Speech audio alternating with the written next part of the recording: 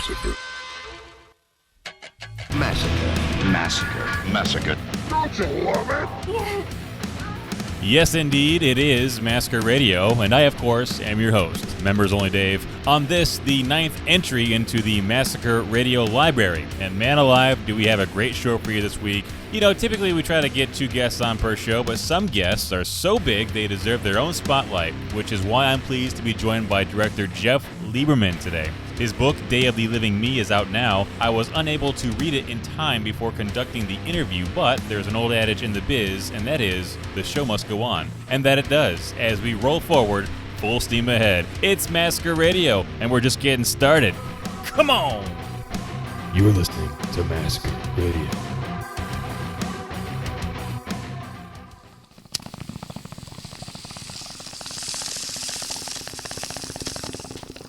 Tell you what actually happened, and you don't care to listen to what I'm saying. So you're no longer working at General Electric? Pardon? You're no longer working? I'm still employed. You're just not currently working? I'm currently working. I'm not working overtime and all this other kind of stuff. I didn't care. My next guest is the acclaimed director of such classics like Squirm, Just Before Dawn, and Blue Sunshine, among others. Jeff Lieberman, welcome to the program. Thank you for your time today. How are things shaping up at your end of the block? My end of the block? Yeah, you know how sometimes people say, how are things in your neck of the woods? I'm just trying to put my own spin on it and come up with some new material. That's all. Oh, well, I think of it as like, I'm on the far turn heading to the stretch in life. Mm-hmm. That block, that's the eternal block. So I'm doing pretty good for an old guy. I'm 75.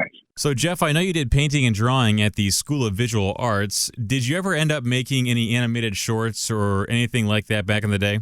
No, I didn't. I fooled around with it a little bit in high school, made an animated short, but it doesn't really count because it was on 8mm and it was like an art project. But other than that, when I got out of School of Visual Arts, I had never completed anything in the film school back then. It just wasn't part of the curriculum. And along those same lines, what are some of your favorite animators or animated features that really grabbed you and first sparked your interest in animation?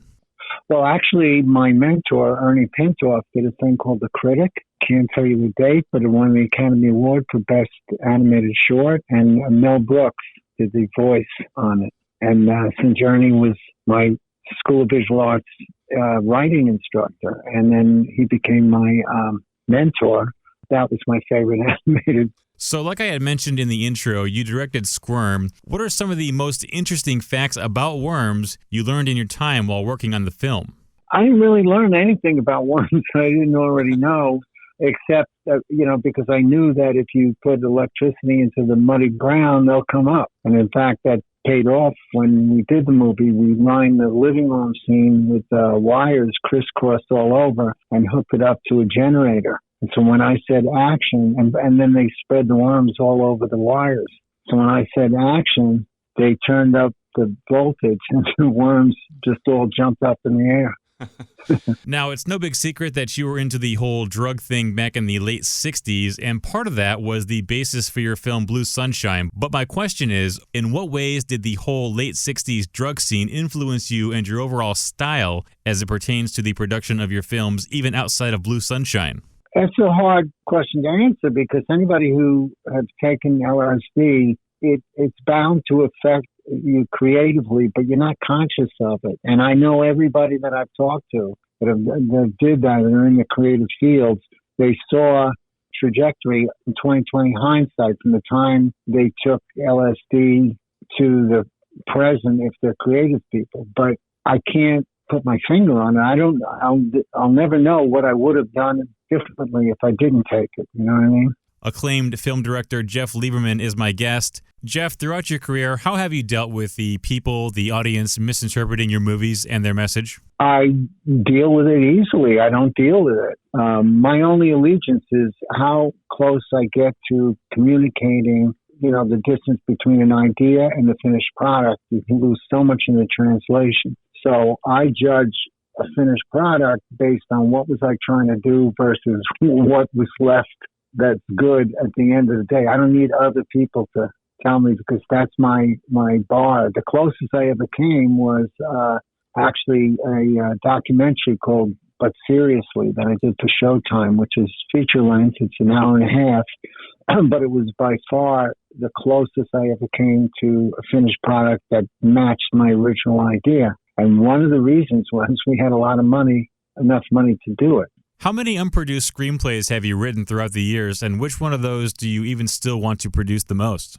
A lot of them, you get paid and it doesn't get made. That's the secret in Hollywood. I was making a great living writing scripts, not intentionally. It's up to the studio if they make the movie, but you make extraordinary amount of money for something that the public doesn't see. But there was one called Ripped in Woodstock that I did for Paramount, and it was Henry Winkler's company through Paramount. And that one I always thought was a funny idea and a good script, but for whatever reason never happened. Jeff, it's a topic that's come up before on the show, and it always fascinates me to hear the answer. So I want to ask you, what do you think the secret sauce is between comedy and horror? Why is it that they go so well together like peanut butter and preserves or Sonny and Cher? I think that they have so much in common by the structure of a joke, a setup and a payoff. The structure of horror, a setup and a payoff. And they even use the similar terms to describe the two. So it's about the timing of it, the unexpected. When you tell a joke and people expect the answer, the punchline, they're not going to laugh. And the same thing with horror. So you have to time it so you surprise them with something. So there's so much in common in the rhythms.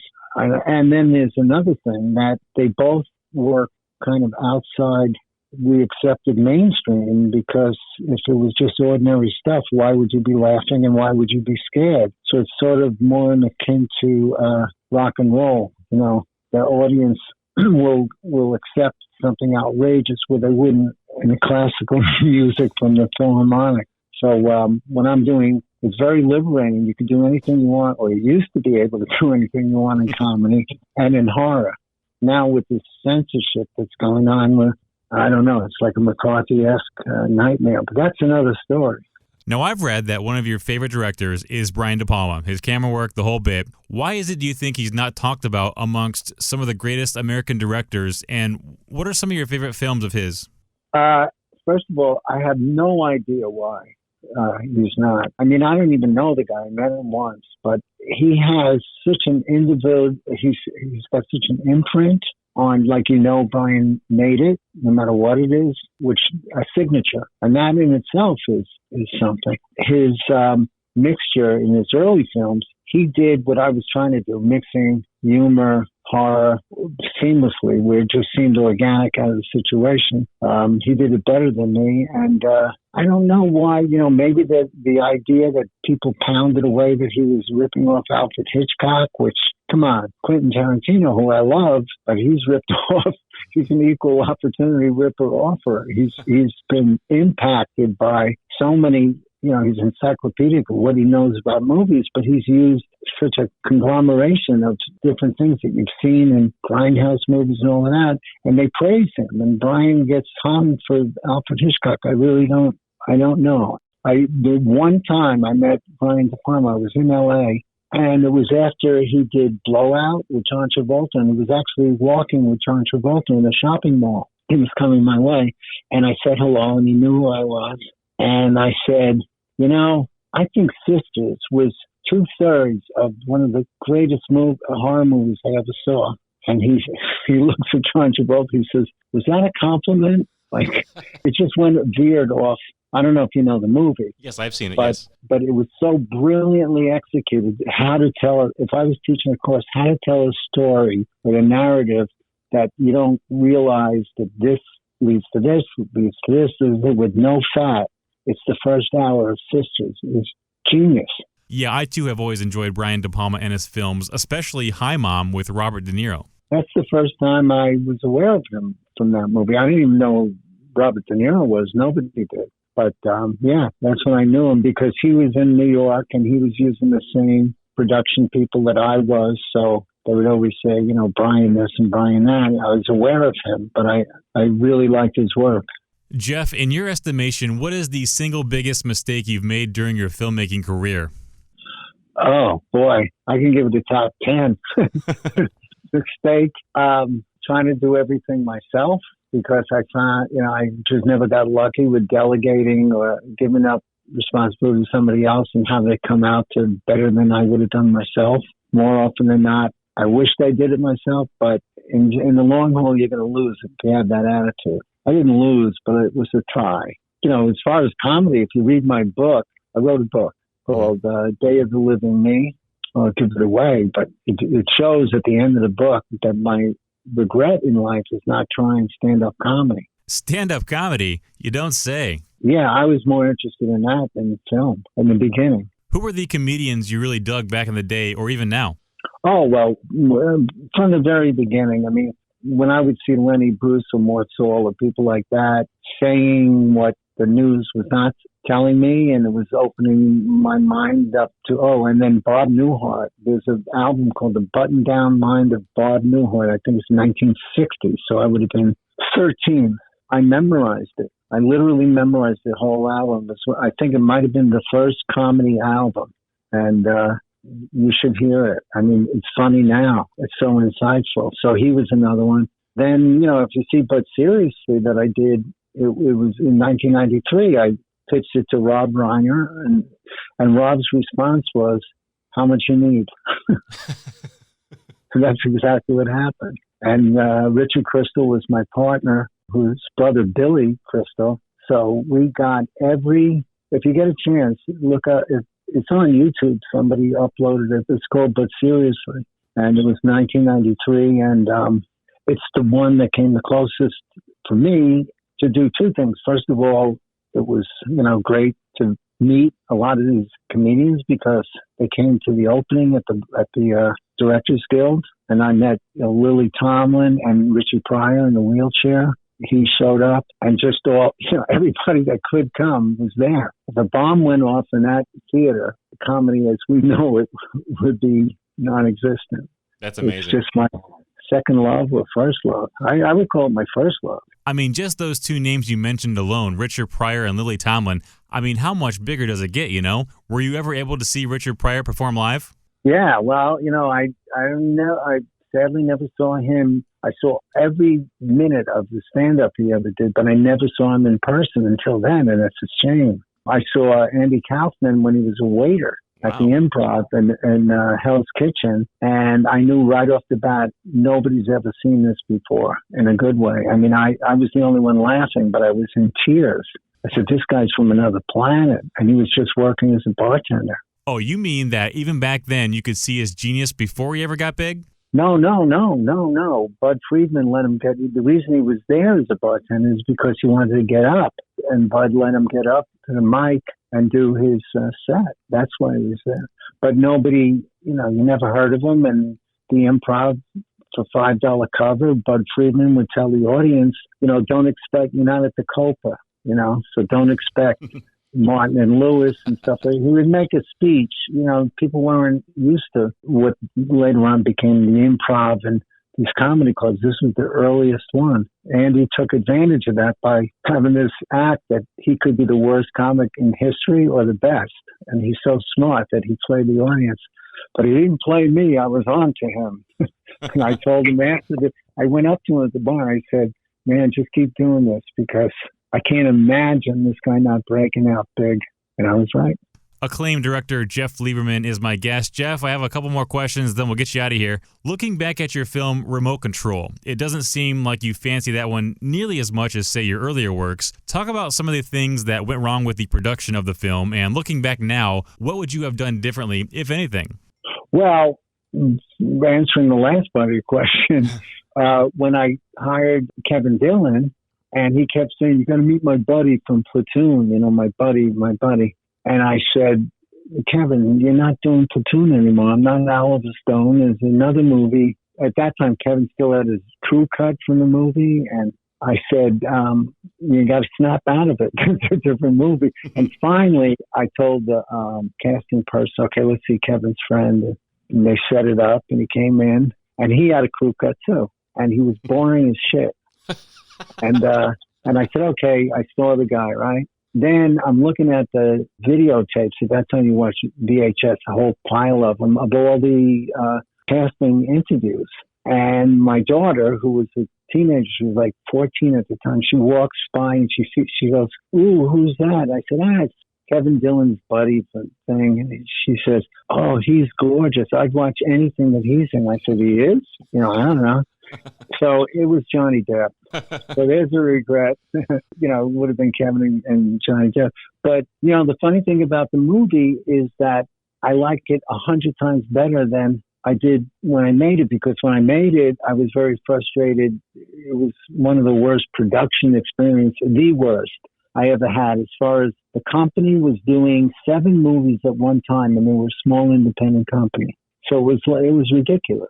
I mean, Robert Downey Sr. made one of them. Penelope Spheris made one. We were all making them at the same time.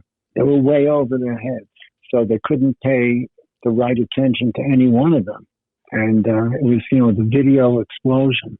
So it was very frustrating. But as far as the piece itself, it's so much more appreciated today than it ever was. And a lot of it has to do with, you have a whole generation that spent half their youth in video stores and playing VHS. So they love the movie. People have told me on the Blu-ray that they stop it just to look at the titles of the covers of all the things on the shelves, which is very dubious how we got away with that, because you're not supposed to. But I mean, we had 1,000 things on the shelf. If we would have paid for it, forget about it. So I think the statute of limitations is up. I hope so. Jeff, talk a little bit about why it's important for directors to rely on their creative instinct. Well, if you don't have a creative instinct, you shouldn't be in the business. I don't think you shouldn't be directing. So you really have to say, maybe I should do something else that doesn't require a creative instinct.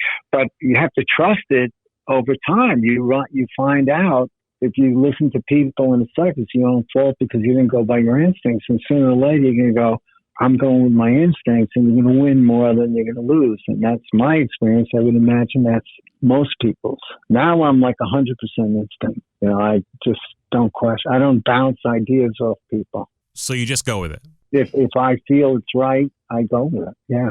So what projects are you working on these days to keep yourself busy? Anything people can look forward to? I'm working on things, but I learned a long time ago not to say what I'm working on until, in the business, things don't come to fruition, and then they'll be at some convention, and they'll go, whatever happened to, and I go, But I can tell you that the book, do buy the book if you didn't, but because it has great pictures and stuff.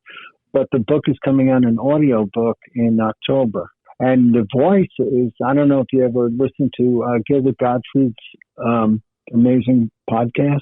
Mm-hmm. Gilbert Gottfried had a podcast for like 9 years. He had everybody on it. And his co-producer and the voice of the show was Frank Santapadre. And Frank did my voice. He did my audio book. It's going to be really fun to be listening to the book on my car radio. Jeff, where can people find you online if they so choose?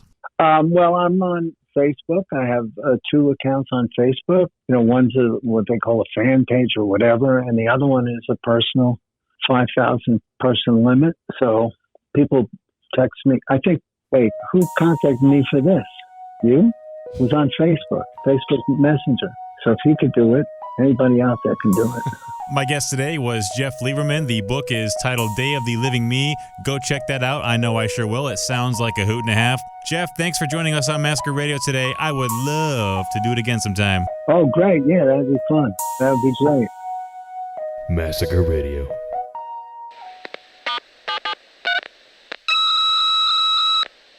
Another thing, whatever her name is upstairs, had the garage block. She parked in front of the garage this morning. So the garage, I couldn't get in the garage anyway.